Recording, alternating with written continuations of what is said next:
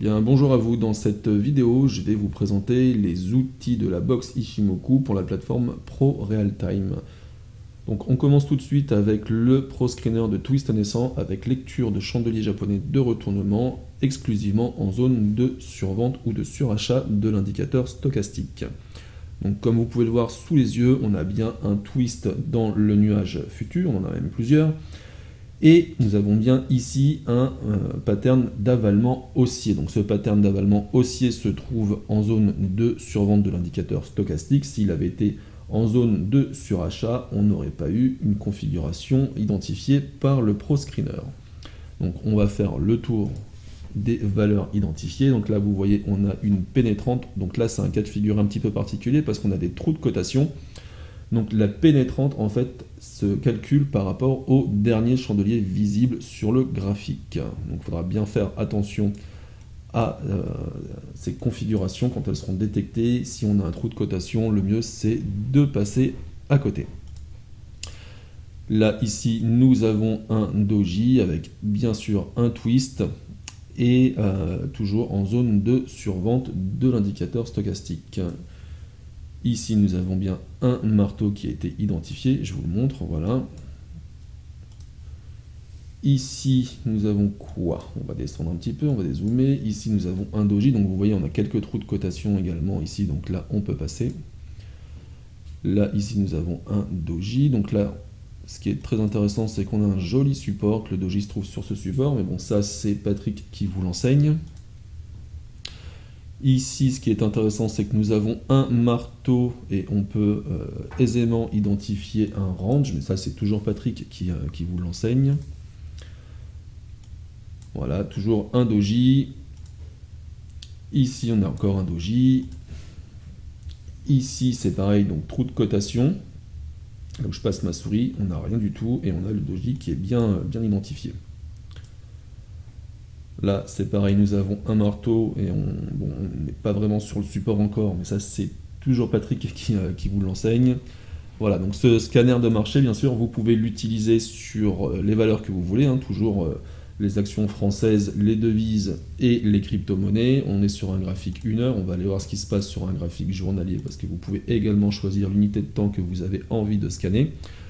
Donc c'est un petit peu long à scanner, je vais mettre la vidéo en pause et je reviens juste après. Voilà, donc le scanner a fini d'analyser toutes mes valeurs, donc là maintenant nous sommes sur du journalier, et là vous voyez bien qu'on a un twist et une configuration en avalement haussier qui se trouve bien dans zone de survente de l'indicateur stochastique. Là ici on a un doji, ici on a encore un doji, ici nous avons un doji également, encore un doji, ici nous avons un marteau inversé, ici une configuration en avalement, toujours un avalement, ici nous avons un joli doji également. Donc voilà, je pense qu'on a fait le tour pour ce scanner de marché, on va passer au scanner de marché suivant. Bien, donc dans cette vidéo, je vais vous présenter le Pro Screener de repli des prix sur la Kijun-sen de l'indicateur Ishimoku avec lecture de chandelier japonais. Donc on est parti, ici vous voyez qu'on a un nuage qui est orienté à la hausse, donc pour identifier une tendance, on va se baser sur le nuage et on va demander au nuage d'avoir une orientation soit haussière soit baissière de 26 périodes minimum.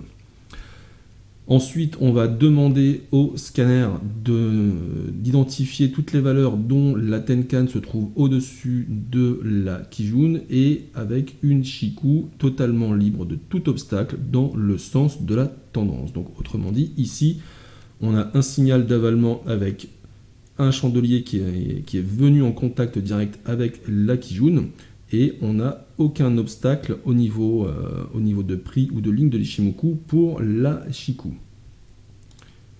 Sur le Bitcoin, on a une configuration qui est quasiment identique avec un avalement, sauf qu'ici nous avons une reprise de la Kijun et toujours dans le sens de la tendance. Ici nous avons également une configuration en avalement, toujours dans le sens de la tendance avec une Chikou totalement libre de tout obstacle. et avec le premier chandelier qui forme ce pattern d'avalement qui est venu en contact direct avec la Kijun. Ici nous avons un doji. Alors je ne sais pas si vous allez bien voir, je vais zoomer au maximum. Voilà, le doji ici n'est pas venu toucher la Kijun, il s'en est rapproché tout simplement et on en est quand même alerté. Donc vous pouvez voir qu'on a bien 26 périodes de hausse pour le nuage et une Chikou totalement libre également. La même configuration, avalement avec contact direct sur la Kijun. Ici, on a un cas de figure qui est un petit peu particulier et je tenais absolument à vous le montrer. C'est-à-dire que ici, là où je passe ma souris, on a un trou de cotation. Donc, on va pas calculer notre analyse sur le trou de cotation parce qu'on ne peut pas, il n'y a pas de cotation. On va le calculer sur les deux chandeliers, enfin, ou au moins le chandelier précédent. Là, ici et maintenant, on a une configuration en avalement baissier avec un nuage qui est clairement baissier, une Chikou qui est totalement libre et une Tenkan qui est bien orientée par rapport à la Kijun. Donc c'est parfait. Ensuite, là on est sur de l'action française. L'action française, hop, ici, on a une configuration alors, en avalement pour le marché Forex. Et on a un petit marteau inversé pour les actions. Donc vous voyez que l'orientation du nuage est bien baissière, que les lignes de l'Ichimoku, la Tenkan et la Kijun sont également baissières et que Chikou était totalement libre au moment où on a eu donc cette configuration. Toujours sur les actions françaises, donc là, à la limite on peut même passer, même si je peux vous montrer un doji ici où il n'y a pas une seule mèche, mais c'est un doji quand même. Et ensuite, on va sur des devises. Donc les devises, le signal est donné sur ce chandelier-là, donc il est venu en contact direct avec la Kijun. Mais tout à l'heure, j'avais également cette configuration qui était identifiée avec ici une configuration d'étoile du soir avec reprise de la Kijun. Donc ce ProScreener, vous pouvez l'utiliser sur les listes de votre choix, que ce soit des actions ou des devises ou des crypto-monnaies, et bien sûr des unités de temps que vous avez envie d'analyser. Donc là, si je vais faire un tour sur le journalier, voilà, ça cherche. Ici, voilà, on a une configuration qui a été identifiée dans un mouvement baissier, un autre mouvement baissier. Donc un mouvement baissier va être identifié avec un -1 et un mouvement haussier avec un +1 tout simplement. Donc hop, on va aller faire Hoffman. Voilà, donc ici vous voyez, on a une configuration, on n'est pas venu en contact direct avec la Kijun parce que en fait le code prend en compte la volatilité du marché, c'est-à-dire, je vais essayer de vous trouver un exemple qui pourrait être sympa.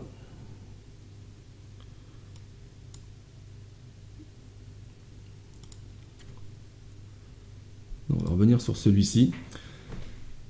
Voilà, ici on a un marché qui n'est pas très volatile. On retourne sur la Kijun, donc on a le signal qui est donné ici sur le doji. Mais ici on a des prix qui se sont éloignés fortement de la Kijun. Et si on avait eu ce signal-là, enfin cette configuration ici, on l'aurait eu à peu près par ici, où le prix serait allé au maximum à ce niveau-là, au 5,65.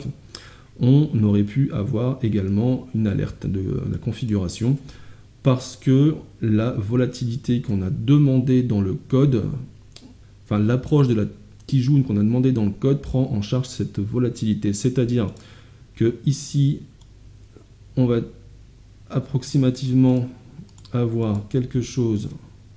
Alors, tu te sélectionnes toi? Non, tu veux pas. Voilà. La volatilité va être quelque chose comme ça, par exemple. Et ici, la volatilité, elle est plus importante. Donc, ça aurait été un espace à peu près comme ça. Pour que vous puissiez comprendre comment va marcher la volatilité pour identifier ces configurations de retournement. C'est-à-dire que plus le marché va descendre, va s'éloigner de la Kijun, plus la zone qui va être demandée pour identifier ces retournements de pattern va être large, et plus les chandeliers vont être proches de la Kijun, plus cette zone va se réduire. Donc c'est super important de pouvoir calculer en fait des replis Kijun avec une configuration qui prend en charge la volatilité du marché. Eh bien écoutez, je pense qu'on a fait le tour pour la description de cet outil. On va passer à la vidéo suivante. Merci. Maintenant, je vais vous présenter le ProScreener de chandelier japonais de retournement exclusivement en zone de surachat ou de survente de l'indicateur stochastique. Donc comme vous pouvez le voir sur le graphique actuel, on a bien un doji qui se trouve en zone de surachat de l'indicateur stochastique. Si je place ma souris dessus, vous voyez que l'indicateur stochastique est bien en zone de surachat. On va aller faire un tour sur Hermès. Nous avons une étoile filante toujours en zone de surachat. Ici, nous avons une étoile filante toujours en zone de surachat. Ici, c'est la même chose. Là, ici, c'est toujours pareil. Ici, nous avons une étoile du soir. Nous avons encore une étoile filante, un doji, un autre doji, une couverture en nuage noir, une autre couverture en nuage noir, encore un doji. Ici, nous avons un avalement haussier. Alors, ce ProScreener, pour l'instant, je l'utilise sur un graphique 5 minutes, mais il est tout à fait possible d'aller choisir une autre unité de temps, comme le 1 heure par exemple. On laisse le ProScreener chercher, il nous affiche ses valeurs et on est parti. Donc là, nous avons bien une pénétrante qui se trouve en zone de survente de l'indicateur stochastique. Ici, nous avons bien un doji. Ici, nous avons encore un doji. Ici, nous avons une pénétrante. Ici, nous avons également un marteau doji.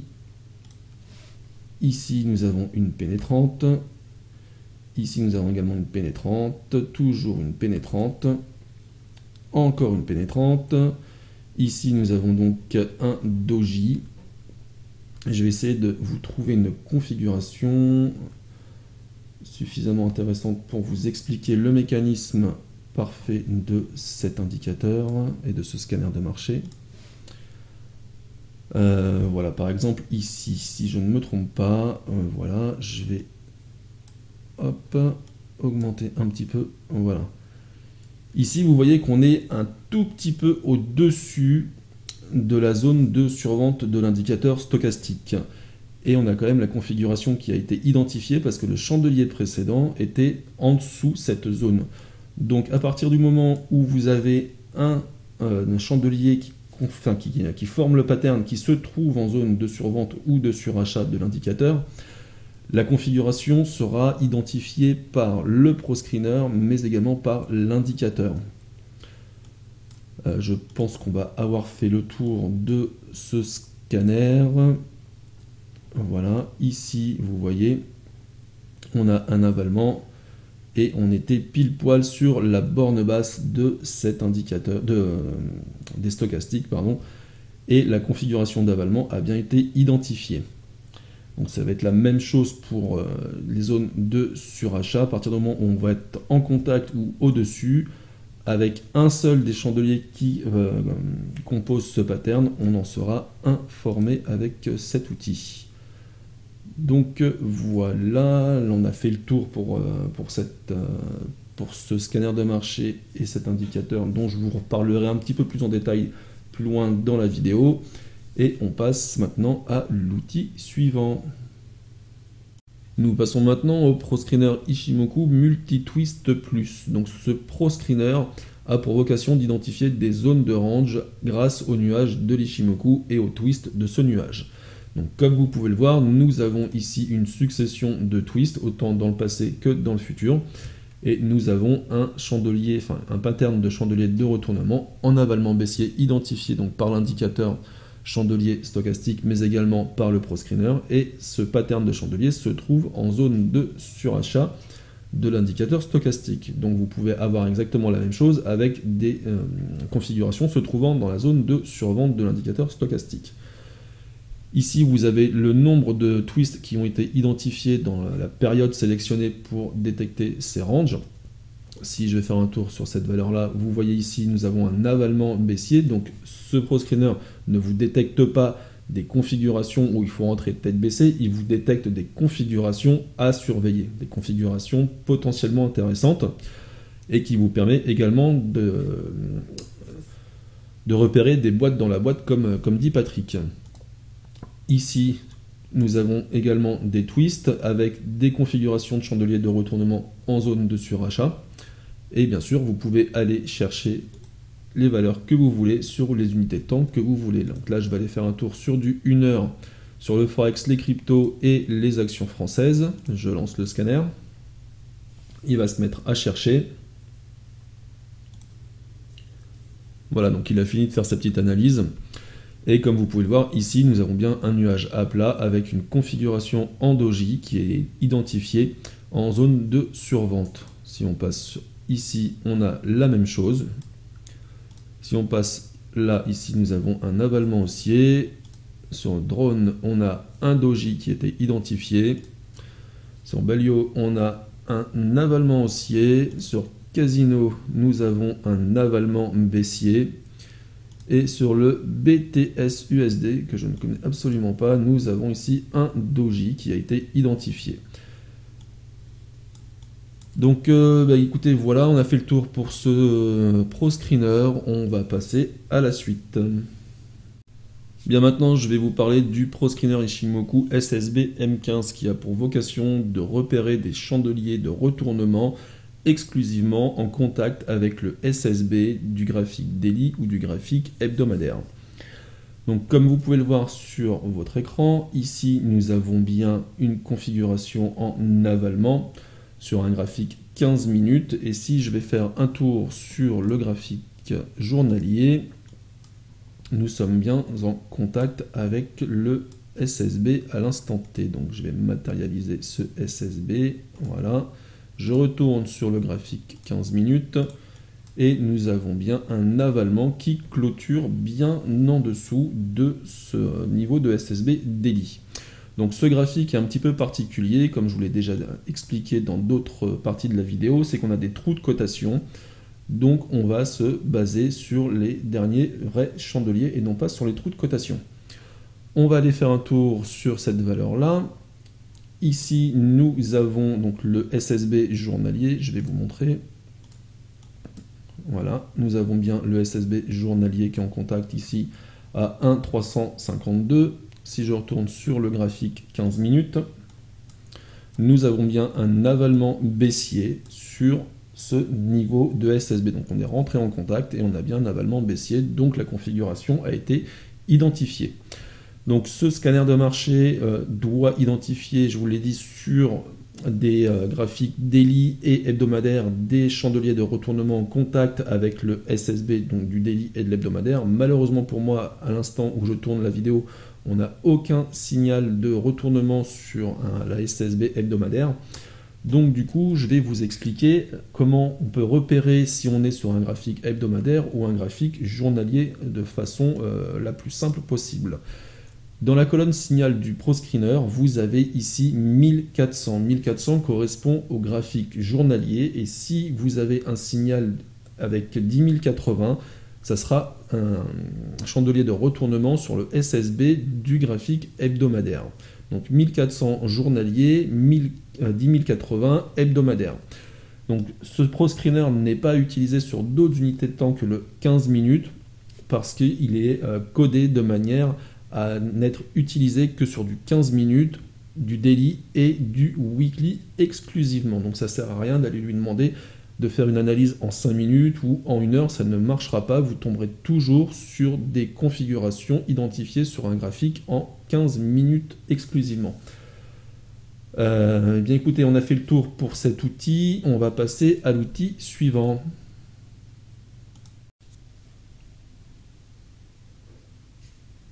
Maintenant, je vais vous parler de l'indicateur Ishimoku SUP-NRES. Donc c'est support et résistance. Cet indicateur a pour vocation d'afficher visuellement sur vos graphiques tous les plats et les pics et les creux des lignes de l'Ishimoku. Donc cet indicateur se présente comme ça. Vous avez déjà une barre ici verticale qui indique le dernier chandelier qui est pris en compte pour afficher tous les niveaux de support et de résistance des lignes de l'Ishimoku. Donc pour le modifier, vous venez ici sur le nom de votre indicateur, vous faites un clic et vous descendez sur configurer. Dans cette fenêtre, vous avez ici la possibilité de modifier le nombre de périodes. Alors si vous utilisez un graphique avec beaucoup d'historique, vous allez augmenter le nombre de périodes. Si vous diminuez le nombre d'historique sur votre graphique, vous allez pouvoir diminuer le nombre de périodes sur cette variable. Alors, pour l'exemple, je vais augmenter le nombre de périodes de 10, donc je vais passer à 110 périodes, et vous allez voir que ici la ligne va être décalée donc de 10 périodes. Je valide avec la touche entrée du clavier, et vous allez voir, ma ligne qui était ici vient de se décaler donc de 10 périodes. Vous pouvez afficher les lignes que vous voulez en cochant les cases. Par exemple, ici je vais afficher Show Tenkan pour voir que les plats de la Tenkan. Donc si je fais ça, voilà, vous pouvez voir qu'ici on a tous les plats et les pics et les creux de Tenkan qui vont être identifiés. Donc ici celui-là n'est pas identifié parce que le chandelier ici n'est pas encore clôturé, mais dès qu'il sera clôturé, si on a réellement un plat, il va s'afficher automatiquement à votre écran. Vous pouvez voir qu'ici, on a un petit plat qui n'est pas identifié. Alors, c'est pas vraiment un plat, si on zoome sur le graphique, vous voyez que ce petit plat qu'on voyait à l'instant est en fait légèrement incliné vers le haut. Donc, vous ne pouvez plus vous tromper en traçant vos supports et vos résistances. On peut faire la même chose avec la Kijun. Voilà, donc là on va avoir tous les plats et les creux de la Kijun. Vous voyez ici, vous voyez ici.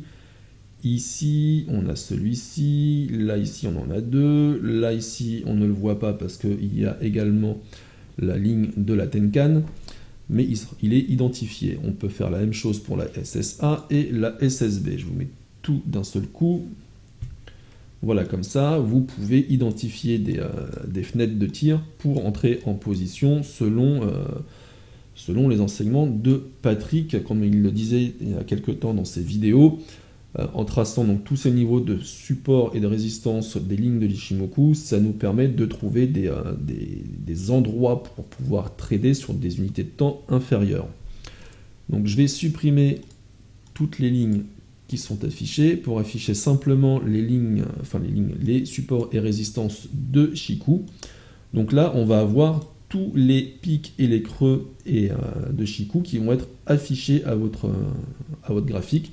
Donc celui-ci, on ne l'a pas encore, donc c'est pour la même raison. On attend que ce chandelier-là soit clôturé pour pouvoir ici afficher donc une résistance au niveau de ce pic de Shiku. Vous pouvez modifier tout ça comme vous le voulez avec les codes couleurs qui se trouvent ici. Donc vous avez Tenkan R, Tenkan V, Tenkan B. Donc c'est des couleurs RVB. Et c'est comme ça que vous allez pouvoir donc changer chaque couleur. Donc là, sous les yeux, je vous mets un graphique avec tous les codes couleurs de chaque ligne. Donc si je veux passer par exemple c'est laquelle qui est affichée là, la Shiku. Si je veux la passer en orange, et je vais indiquer ici, on est où, orange ici, donc 255, 140, 255,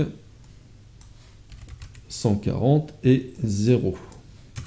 Voilà, donc à chaque fois ça calcule forcément. Et vous voyez du coup, les lignes ont changé de couleur. Alors je vais supprimer, hop, hop, pour vous montrer, que ça soit moins chargé à l'écran. Voilà. Donc, de cette manière, vous pouvez modifier visuellement cet indicateur et l'adapter parfaitement à votre espace de trading, et vous pouvez faire ça pour toutes les couleurs. Donc je vous remontre cette petite capture. Voilà. Donc le premier chiffre qui se trouve ici correspond en fait à la Tenkan R. Celui-ci correspond à Tenkan V et celui-ci correspond à Tenkan B. Donc c'est le premier nombre, c'est le R, le second nombre, c'est le V, et le dernier, c'est le B. Donc c'est pareil pour toutes les lignes de l'Ishimoku. Vous pouvez également, donc je vous remonte tout ça, voilà, on affiche tout. Vous trouvez ici, par exemple, une fenêtre de tir, vous faites votre rectangle, et vous pouvez ensuite tout cacher d'un seul coup, ce qui vous permet d'avoir un graphique beaucoup plus propre sur votre écran. Voilà, bah écoutez, on a fait le tour pour cet indicateur, on va passer à l'indicateur suivant. Dans cette partie de la vidéo, je vais vous parler de l'indicateur chandelier et stochastique qui a pour vocation d'afficher sur vos graphiques les configurations de chandeliers japonais de retournement qui se trouvent exclusivement en zone de survente et de surachat de l'indicateur stochastique. Donc comme vous pouvez le voir ici, nous avons un avalement haussier, mais cet avalement n'est pas en zone de survente, donc il n'est pas identifié. Là, c'est pareil, nous avons un avalement baissier qui ne se trouve pas en zone de surachat, donc il n'est pas identifié. Ici, nous avons une étoile du soir et un doji. Donc ce doji a été identifié parce qu'il se trouve bien en zone de survente, et cette étoile du soir a également été identifiée parce qu'on se trouve en zone de survente. Alors pour identifier une configuration de chandelier japonais de retournement, il n'est pas la peine que le dernier chandelier d'une configuration à plusieurs chandeliers se trouve en zone de survente ou de surachat. Peu importe, à partir du moment où l'un des chandeliers qui composent cette structure de retournement est en zone de survente ou de surachat, l'indicateur vous l'affichera à votre écran. Donc là, ici, je parle encore un petit peu de cette étoile du soir, elle est un petit peu particulière parce qu'en général, quand on parle d'étoile du soir, on a le chandelier du milieu qui se trouve plus haut que les corps entiers, les plus hauts des corps des deux chandeliers qui l'entourent. Avec Patrick, on a codé les variantes de ces configurations pour mieux les repérer. Nous avons également codé les étoiles du matin et étoiles du soir à 4 chandeliers, comme vous pouvez le voir là où je passe ma souris. Nous avons bien ici une étoile du matin à 4 chandeliers. Et comme je vous le disais tout à l'heure, ce chandelier n'est pas présent dans la zone de survente de l'indicateur stochastique, mais les chandeliers qui composent ce pattern, il y en a au moins un qui se trouve dedans, et donc du coup la configuration a été identifiée. Cet indicateur marche sur PRT gratuit ou PRT en cotation en temps réel. Je m'explique. Vous allez aller dans les paramètres, donc vous cliquez sur le nom de l'indicateur et ensuite vous cliquez sur configurer. Vous avez cette petite case ici pour les cotations en fin de journée, et si et seulement si il y a une structure de retournement qui se forme sur le dernier chandelier, vous en serez informé. Si vous êtes en temps réel, vous décochez cette case, vous n'en avez absolument pas besoin. Vous pouvez, alors je vais décaler ça qu'on voit mieux, voilà. Vous pouvez afficher simplement des flèches pour identifier des structures de retournement, ou vous pouvez afficher simplement les noms des structures de retournement. Vous avez la possibilité de modifier les valeurs de l'indicateur stochastique ici, ainsi que le niveau des bornes hautes et de la borne basse. Vous pouvez également modifier la couleur des textes et des flèches afin de pouvoir adapter cet indicateur à votre espace de travail tout simplement. Par exemple, si je mets 255 ici, 0 et 0, vous voyez que la couleur a changé. Donc comme ça, vous pouvez vraiment l'intégrer dans votre espace de travail, et voilà. Bien écoutez, on a fait le tour pour cet indicateur. Si jamais vous avez des questions, je le dis très souvent, n'hésitez pas à venir m'en parler. Je me ferai un plaisir de vous y répondre et de trouver une solution si problème il y a.